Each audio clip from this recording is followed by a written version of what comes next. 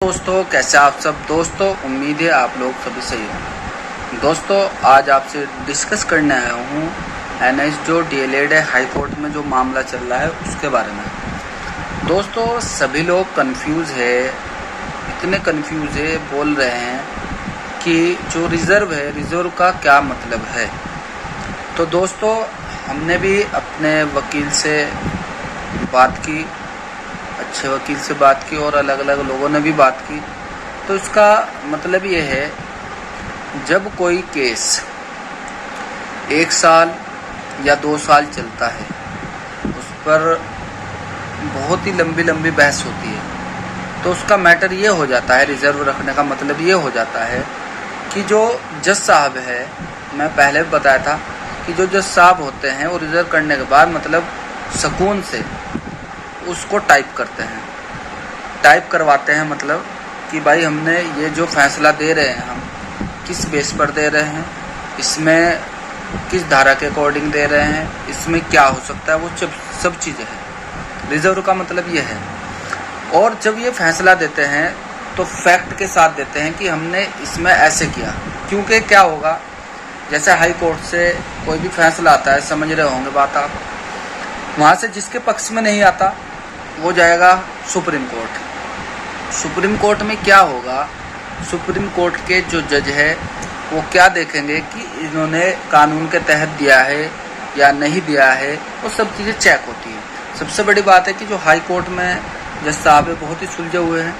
और दूसरी बात है कि वह हर पॉइंट को नोट करेंगे, क्योंकि 2 साल का केस समझ रहे हो, 1-2 पेज पर नहीं आएगा, एक पेज पर कर दिया कि ऐसे होगा, नहीं, बल्कि जो आर्गुमेंट है, यानी कि जो चीज़ें वकील की तरफ से कही गई है, जैसे वकील साहब है, सीडी बहुगुणा जी हो गए, बीएड के हो गए, अलग अलग हो गए, एनसीटी का हो गया, पटना हाई कोर्ट के जितने भी जजमेंट है वो सब चीज़ें, जितनी बहस हुई है, किस आधार पर फैसला किसके पक्ष में आया, क्यों आया, कैसे आया, वो सब चीज़ें होगी।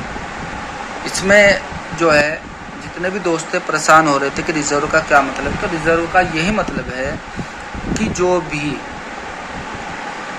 ऐसा केस होता है जिसमें 1 साल या 2 साल लगते हैं, उसमें ऐसे रिज़र्व रख लेते हैं। रखने का मतलब ये है कि जैसे फिल्मों में हम देखते हैं, फिल्मों में तो देखते हैं कि भाई एकदम उसका फैसला दे देते हैं किसी भी तरीके से, लेकिन यहाँ पे ऐसा नहीं होता, क्योंकि इन्हें टाइम चाहिए।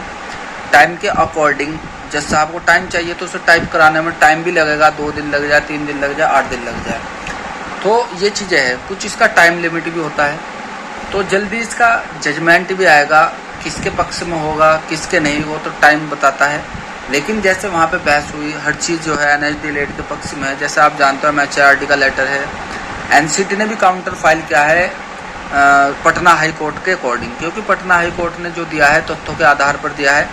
फिर जो काउंटर दिया है एनसीटी ने, वो एनएच डीएलएड के पक्ष में दिया, क्योंकि जो भी कोर्स एनसीटी से अप्रूव्ड हो, किसी भी संस्थान से किया हो, तो पूरे देश में मान्य होता है। एनसीटी भी अपने आप में एक कानून ही बनाती है एक तरीके से शिक्षा का।